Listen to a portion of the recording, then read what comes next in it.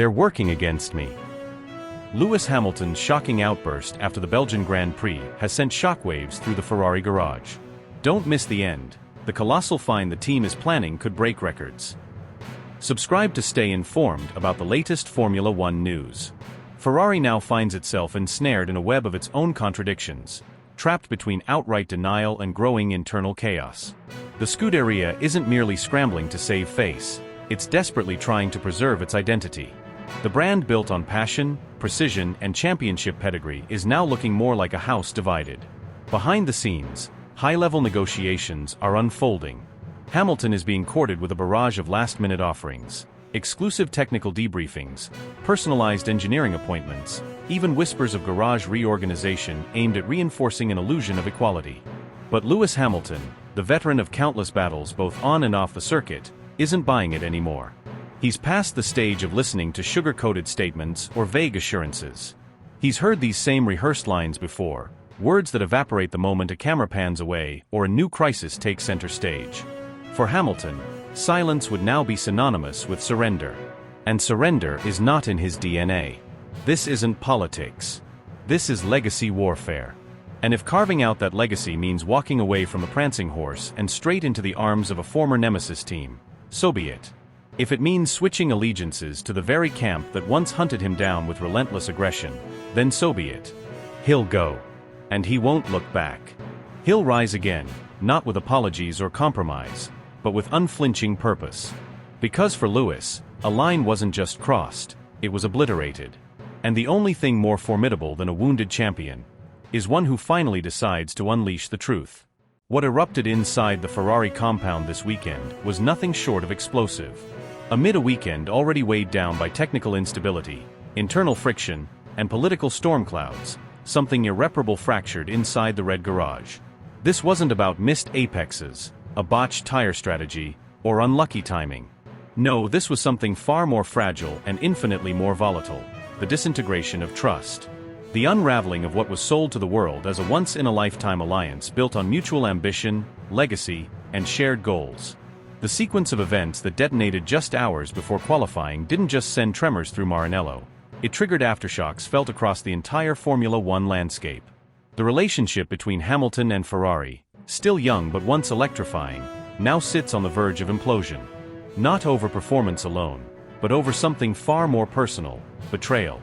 Long before the lights went green, before even the scent of burnt rubber filled the air, an ominous shift swept through Ferrari's engineering room. What had once been a hive of focused precision now crackled with tension. Behind a closed door, in a hastily arranged emergency meeting attended by only a handful of senior figures, Hamilton was delivered a bombshell. The highly anticipated, heavily hyped aerodynamic upgrade, an overhaul months in development, painstakingly refined to increase rear stability, redistribute downforce, and shave tenths off lap times, would not be installed on his SF25. The very package he had helped nurture from concept to execution, through hours of simulator feedback, endless technical consultations, and private test simulations, was being withheld. Instead, it would be fitted exclusively to Charles Leclerc's car. His teammate. His supposed equal. Subscribe to stay informed about the latest Formula One news. This decision came without warning. No consultation. No heads up. Just a curt explanation moments before the clock started ticking for qualifying. The official reasoning? Safety concerns. Ferrari engineers claimed that during last-minute overnight simulations, they observed unpredictable behavior between the updated aero and Hamilton's unique suspension preferences, particularly settings he uses to maximize rear grip under throttle. They said it was too risky to validate those interactions in full race conditions and labeled the decision a data-driven precaution. Leclerc, they argued, would serve as a performance benchmark. If the results were promising, Hamilton would receive the upgrade in the next race. To the outside world, it might sound procedural, cautious, sensible. But to Hamilton, it was a slap across the face. The timing, the tone, the total absence of transparency, it all reeked of favoritism, mismanagement, or worse, political undercurrents inside Ferrari's leadership. According to insiders close to the British driver, he was livid, visibly shaken and emotionally blindsided. He left the meeting without uttering a word, brushed past his race engineer, declined to join the pre-quali systems walkthrough. One source described his energy as volcanic beneath the surface. Another said it was the angriest they'd seen him since his 2016 title collapse at Mercedes. Qualifying was, in no uncertain terms, a disaster. Hamilton's SF-25 was a shadow of its potential. With rear instability hampering his rotation and traction compromised in every acceleration zone, he struggled from the first lap of Q1. Somehow, he dragged the car out of the first segment, but Q2 exposed everything. Corner entries were skittish. Mid-corner balance was erratic. Onboards showed desperate corrections, delayed throttle exits, and a car that simply refused to comply. While Leclerc's upgraded machine looked like it was gliding across the circuit, clinical, efficient, and deadly, Hamilton's felt like it was wrestling him back every corner. It wasn't just uncompetitive. It was humiliating. Race day delivered even more damning confirmation. From the moment he pulled away for the formation lap, Hamilton's voice over team radio betrayed a quiet panic. Brake temperatures fluctuated wildly. Pedal feel was inconsistent. By lap 3, his SF-25 was locking both front wheels into corners, an ominous symptom of either a critical aero imbalance or failing brake hardware. He called it in immediately. "It's pulling left again," he said, a barely restrained frustration in his voice. "It's not tracking properly. I'm correcting into every zone." It only got worse. Subscribe to stay informed about the latest Formula One news. By lap 7, Hamilton was suffering from intermittent clutch slippage under medium-speed corner exits. The torque delivery was stuttering. Power was engaging late. It felt, he said later, like the car was confused about what gear it was in.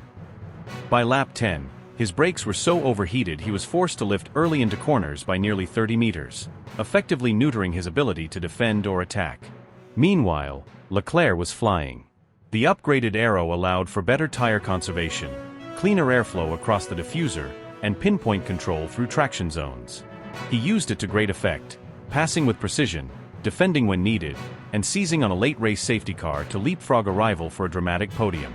His side of the garage erupted in cheers, high fives, and celebration. On Hamilton's side, silence. Cold, deafening silence. The post-race fallout was volcanic. Hamilton stepped in front of the cameras with a face carved in granite. There was no PR filter, no media smile. Just raw, unfiltered truth. The car wasn't right from lap 1, he said, eyes dark, voice flat. "I told them about the clutch. I flagged the brakes. I said the rear was unstable. I said it again. And again. And again. And every time, they said it was within range. Well, that's not acceptable. That's not Formula One. That's not how champions win races." And just like that, the illusion shattered. Whatever Ferrari thought it was building with Lewis Hamilton, whatever dreams it had of recreating the glory days of Schumacher, may now be slipping away, not because of performance gaps, but because of something far worse, a fundamental breach of trust. And trust, once lost, is almost impossible to recover. The fallout isn't over. Not even close. Insiders say Hamilton has gone dark, refusing internal debriefs, skipping non-mandatory sessions, and limiting interactions to only those deemed essential. His inner circle has clamped down completely. Not a word. Not a smile. Not a single clue as to what comes next. But one thing is certain, something has cracked inside Lewis Hamilton. And when it breaks, it doesn't go back the same. Because when the greatest driver of his generation feels betrayed, unheard, and left in the cold, he doesn't just walk away. He walks through the fire. And the sport will never be the same again. When Lewis Hamilton was asked whether he believed the decision to withhold the long-awaited upgrade package had impacted his performance, he didn't answer right away. He paused. He measured his words. Then, with an unnerving clarity that sent chills through the paddock, he delivered a verdict that cut to the core of Ferrari's internal storm. Just look at the data. Analyze the GPS overlays. Compare the telemetry traces. This isn't about a tenth here or there. It's not minor. It's not marginal. What you're seeing is a shift in design ethos. A redefined philosophy. That's not the same car I drove. So yes, it absolutely made a difference. And if some want to mask it behind safety protocols, that's their narrative. But I know what really went on this weekend. I know what it felt like from inside the cockpit.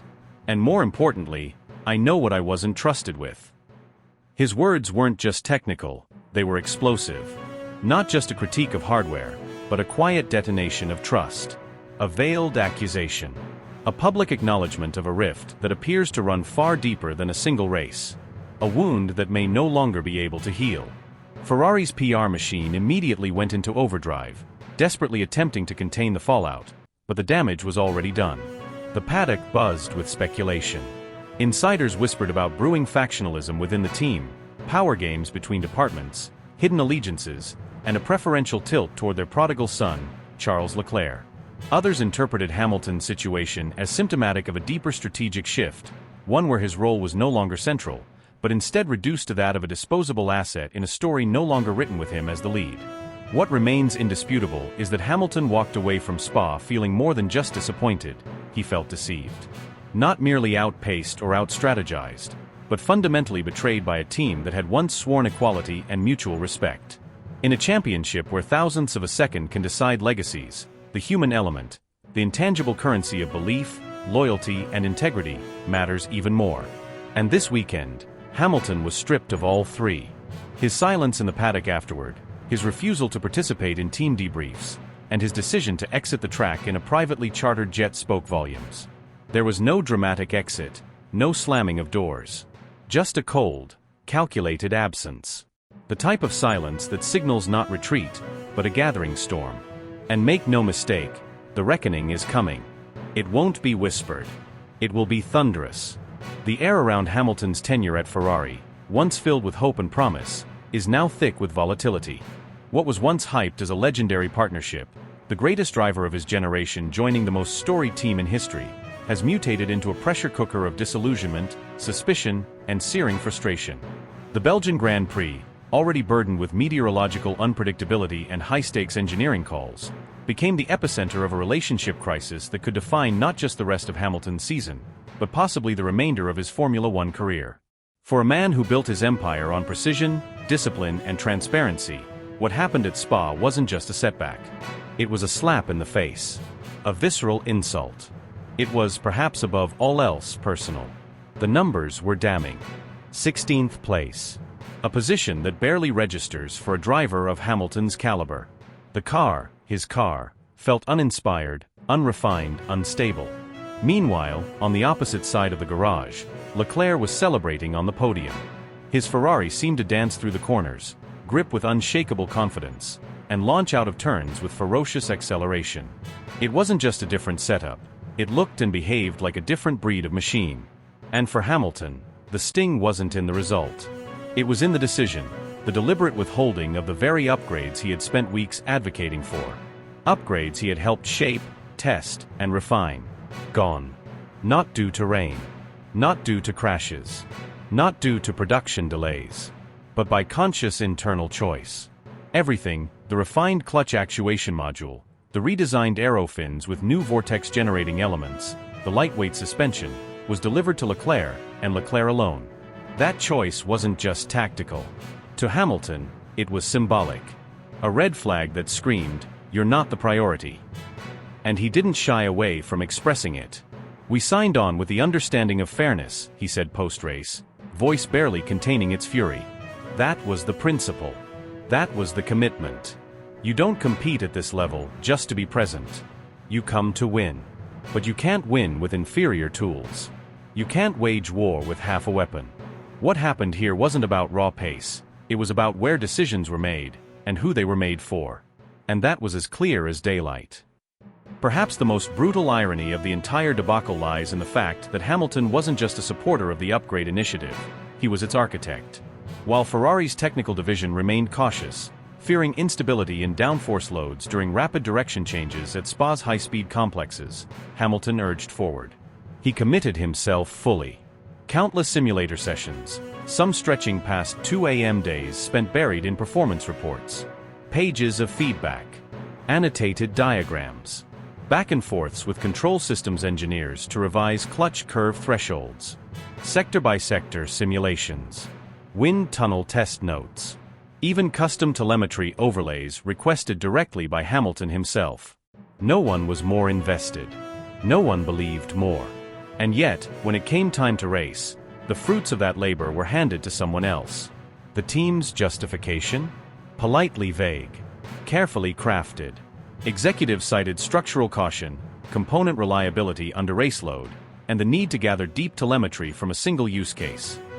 But the paddock wasn't buying it. Especially not when Leclerc's car ran without a single mechanical hiccup.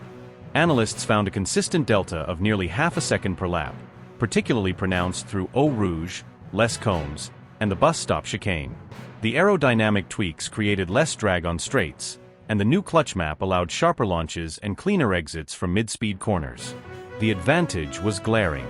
It wasn't hypothetical. It was visible, undeniable, and humiliating. In Hamilton's section of the garage, the atmosphere darkened. Engineers who were once energetic became subdued. One lead mechanic was overheard saying the car felt like an outdated spec, not the evolution we expected. His race engineer looked visibly rattled, rechecking calibration sheets over and over. The once collaborative environment between the two sides of the Ferrari garage had deteriorated. Conversations were replaced by cold nods. Data sharing halted. There were no curious looks at the other car's telemetry. Each crew functioned as a silo now, Hamilton's side growing more isolated with every session. This was no longer just a technical disparity. It was a political rupture. A trust implosion. A shift that may have quietly altered the future of Lewis Hamilton's time at Ferrari. Because in Formula One, betrayal isn't always shouted. Sometimes it's signed off in meetings, passed over in silence, or delivered via a spec sheet that excludes your name. But Hamilton understood the message. And now, so does the world. Under the cold gray skies of Spa, something shifted. Not in the standings, not on the timing screens, but deep inside the walls of Maranello and deeper still inside Lewis Hamilton himself. He didn't need to slam a steering wheel or rage into a microphone. His silence said everything. The walk back to the garage was methodical, the kind that comes when a man's already made a decision. Helmet still on. Suit zipped. No eye contact. No acknowledgement.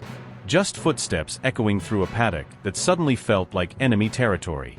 In the garage, no one moved. Mechanics, usually quick to pat backs and trade exhausted smiles, just stood frozen. Engineers looked straight ahead.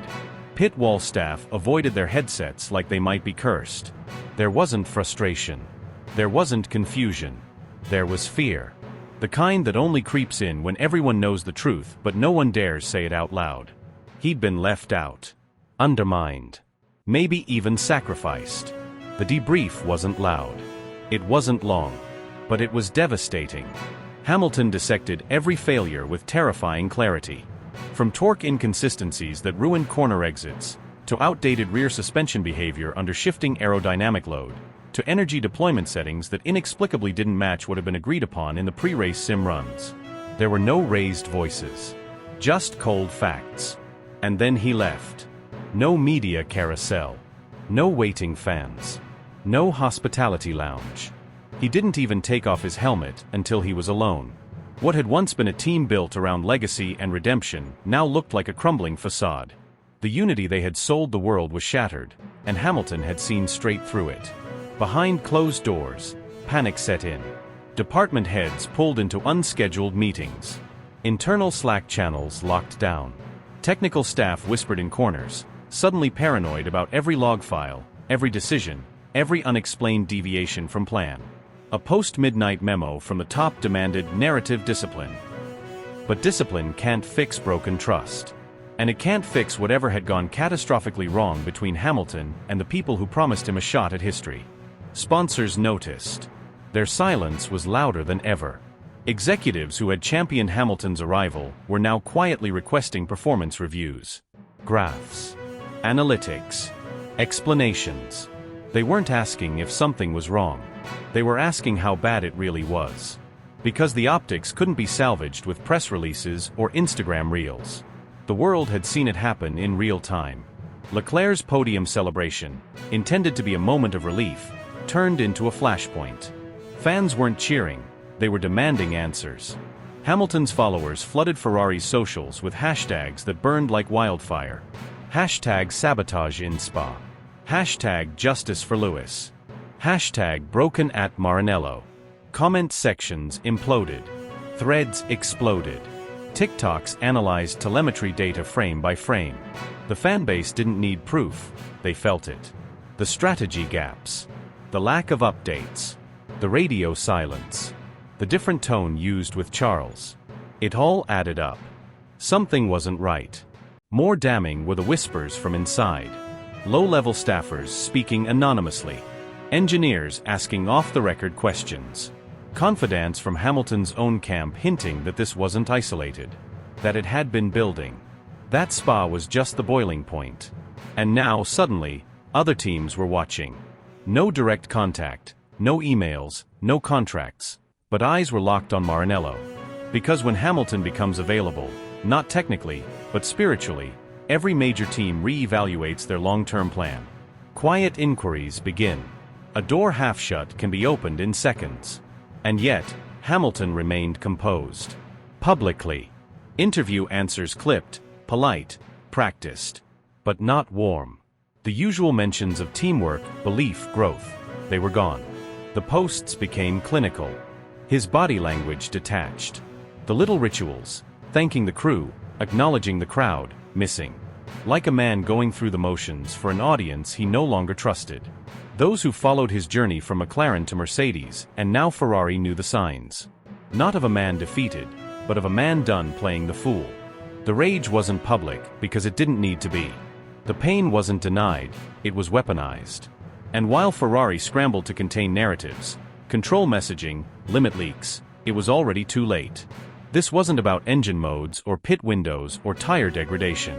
This was betrayal. Slow, creeping, deliberate. The kind that doesn't yell, it isolates. The kind that makes you question whether the promises were ever real. Whether the vision was ever shared. Whether the entire project had been a lie built on legacy and illusion. In the days after Spa, nothing was normal. Data access was restricted.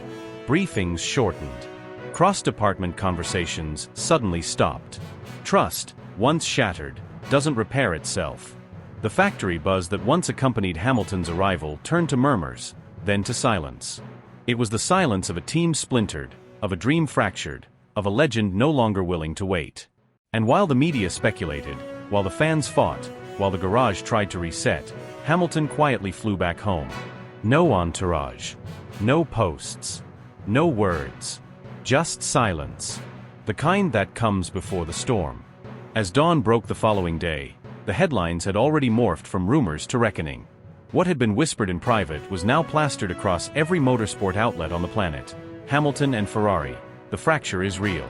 But while public narratives focused on Spa and the suspicious upgrade disparity, insiders pointed to something deeper, older, and more systemic. The Spa fallout wasn't just the spark, it was the culmination of months of misalignment, broken promises, and philosophical clashes behind closed doors. The whispers began long before Belgium. Sources now allege that Hamilton's engineers had flagged discrepancies in performance tools and simulation access weeks prior. In Austria and Silverstone, certain predictive models were off, and always in one direction. Small gaps. Tiny deviations. But in Formula One, milliseconds aren't just margins, they're messages. And according to one engineer who recently left Maranello, those messages were loud and clear to anyone who knew what to look for. Hamilton's inner circle had kept notes. Not out of suspicion at first, but necessity. In every meeting where information seemed slightly incomplete. In every instance where briefings were delayed or restructured without explanation. In every casual remark about next season's direction that subtly implied Leclerc would be the long-term focal point. Individually, these moments were brushstrokes. Together, they painted a pattern. A pattern Hamilton could no longer ignore. By Monday evening, a second leak rattled the Scuderia. A voice memo reportedly recorded during a private sponsor call caught a senior Ferrari executive admitting that balancing two number one drivers was never the plan. The clip spread like wildfire across encrypted journalist chats and fan forums. Although Ferrari declined to confirm its authenticity, the damage was irreversible. For Hamilton, it was vindication. For fans, it was confirmation. And for Ferrari, it was catastrophe. In Maranello, trust was now radioactive. Team briefings became hostile. Communication staff were instructed to monitor all external messaging, even internal email threads. The legal department, once peripheral to racing operations, was suddenly looped into every meeting. The word containment replaced strategy in nearly every conversation. At the FIA headquarters, alarm bells had also begun to ring. Equal treatment is not just an ethical expectation, it's a regulatory principle. And while proving intent is difficult, if Hamilton's team can establish a pattern of systemic bias with supporting data, the governing body may be forced to intervene. According to a senior figure in F1's legal division, if contractual obligations were broken with the intent to manipulate competitive balance, we're not just talking civil liability, we're talking sporting sanctions. Meanwhile, Red Bull continued its silent symphony of seduction. Max Verstappen remained characteristically unbothered in public, laughing off rumors with his usual blend of confidence and calculated vagueness. But insiders say he's been fully briefed on the potential pairing. Contrary to public belief, he hasn't vetoed it, because deep down, Verstappen relishes a challenge. He believes no teammate can beat him in equal machinery. And if that teammate is Hamilton, the victory would mean more than any title. Helmut Marko, the perennial puppeteer, has reportedly crafted a two-tier plan. If Hamilton leaves Ferrari by mutual termination, Red Bull will sign him before the end of the season to destabilize the entire grid. If not, they'll trigger a pre-contract clause for 2026, timed perfectly with new regulations and a fresh engine philosophy. Either way, the wheels are already turning. Mercedes, too, has quietly re-entered the picture. Though Toto Wolff had once framed Hamilton's departure as a dignified closing of a glorious chapter, recent events have changed the tone. When asked about the Ferrari fallout, Wolff simply smirked and said, "Sometimes, things don't go as planned." The message was subtle, but the door wasn't just open, it was being held. Inside the Ferrari garage, paranoia has turned into paralysis. Charles Leclerc, once seen as the team's golden boy, now finds himself under scrutiny. His silence after Spa, seen by many as complicity, has not gone unnoticed. Mechanics now whisper about selective support and who really calls the shots. Even Leclerc's performance has started to draw less applause and more suspicion. One anonymous senior engineer admitted, "He's fast, no doubt." But the question isn't if he's fast. The question is, why is he always just a little bit faster? And so, the situation spirals. Not with a bang, but with 1,000 tiny cracks in Ferrari's once impenetrable armor. Sponsors are drafting exit clauses. Rival teams are probing for weaknesses. Even the Italian media, usually defensive of their national treasure, have begun to turn. One editorial in La Gazzetta dello Sport called the Spa incident an embarrassment unbecoming of a championship institution. Another asked outright, "Have we sacrificed our values for another second-place trophy?" For Hamilton, the silence is strategic. No denials. No press conferences. Just the calm before a storm only he controls. Every photo of him apart from the team. Every clipped response to questions. Every minute he spends in that simulator, reportedly still running parallel setups to understand what went wrong. It's all part of a larger statement. You may have underestimated me, but I haven't underestimated you. Because Hamilton isn't just playing for points anymore. He's playing for legacy. And if the truth is as explosive as it seems, he may not only rewrite his final chapter, he might burn the whole book and start a new one. One that doesn't end in red, but in redemption. And everyone knows, the next race might not be decided by tire compounds or pit stop strategy. It may be decided by lawyers, documents, and revelations no one was ever supposed to see. Because this is no longer a race. This is war. Hamilton appears to have crossed an invisible line, a personal threshold where diplomacy and patience have run dry. The polished, measured sound bites that once defined him are gone. What we saw after Spa wasn't just frustration, it was the raw, unfiltered glimpse of a man who has been pushed beyond reason. This wasn't the smiling optimist or the calm strategist we're used to. This was Lewis Hamilton stripped to his core, betrayed, cornered, and fully aware that loyalty in this sport is often a weapon used against you. His words, short yet devastating, carried the gravity of a man done playing games. There's a limit to how much a man can take. And I think I've just found mine. That wasn't anger. That was revelation. It was a line in the sand, a subtle yet unmistakable declaration of war. Beneath that statement lies a storm that has been building quietly for months. The cracks in the surface are now impossible to ignore. The real question isn't whether Hamilton will react, but how far he's willing to go. Will he start speaking the truths that teams work so hard to keep buried?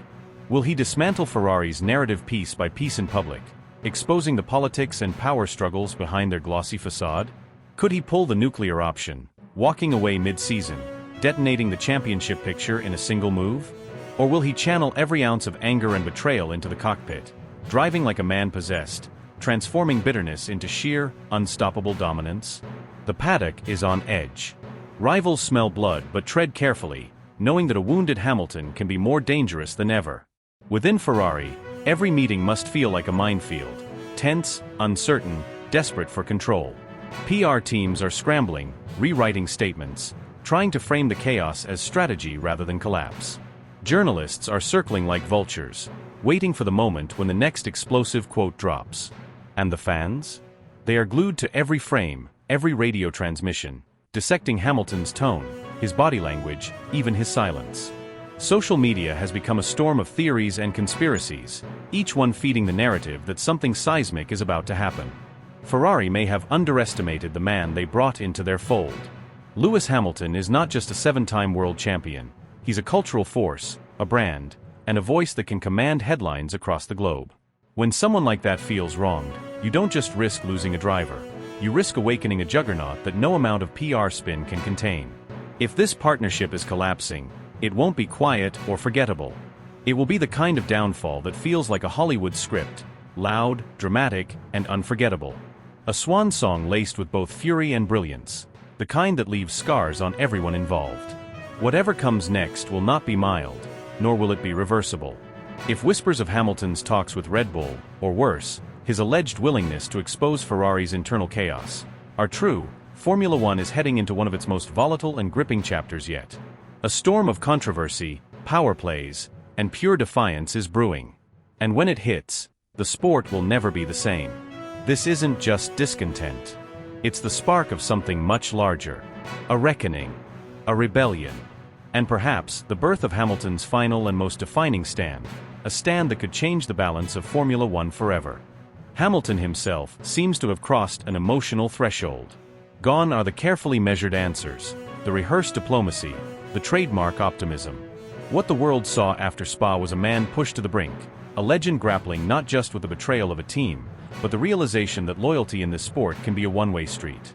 His words, brief and heavy, carried the weight of a man preparing for battle. There's a limit to how much a man can take. And I think I've just found mine. That wasn't frustration. That was clarity. A breaking point disguised as a declaration of war. Behind that statement lies a volcano of suppressed emotions, and now, it's only a matter of time before it erupts. The question isn't if he will act, it's how. Will he begin revealing what's been happening behind closed doors? Will he publicly call out the decisions that have undermined his position? Will he walk away before the season ends, sending shockwaves through the paddock? Or will he go into full vengeance mode, driving with the kind of fire that transforms frustration into fury, and fury into dominance? The rest of the paddock is rattled. Rival teams are watching closely, wondering how they can capitalize. Teammates are preparing for awkward debriefs. PR departments are rewriting talking points by the hour. Journalists are circling, waiting for the moment they can break the next chapter of the story. And fans? They're absolutely transfixed. Social media has turned into a battlefield of opinions, rumors, and theories. Every camera angle is reviewed for clues. Every radio message is parsed for subtext. Every move Hamilton makes is interpreted as a sign of either implosion or revolution. Ferrari may have underestimated who they were dealing with. Lewis Hamilton isn't just a driver with statistics.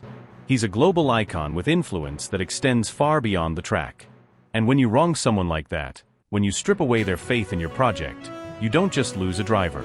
You unleash a force that is no longer bound by obligation, courtesy, or fear. If this chapter with Ferrari is coming to a close, it won't be a quiet exit. It will be cinematic, dramatic, unforgettable. A final act laced with fury, precision, and firepower. Whatever's coming next will not be subtle. It will not be easy to control. And it will not be reversible.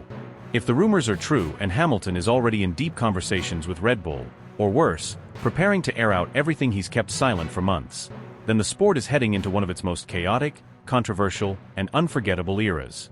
One that will be studied, replayed, and argued over for decades. Because this isn't just a driver being unhappy. This is the start of something much bigger. A reckoning. A revolt. And possibly, the beginning of a final glorious stand.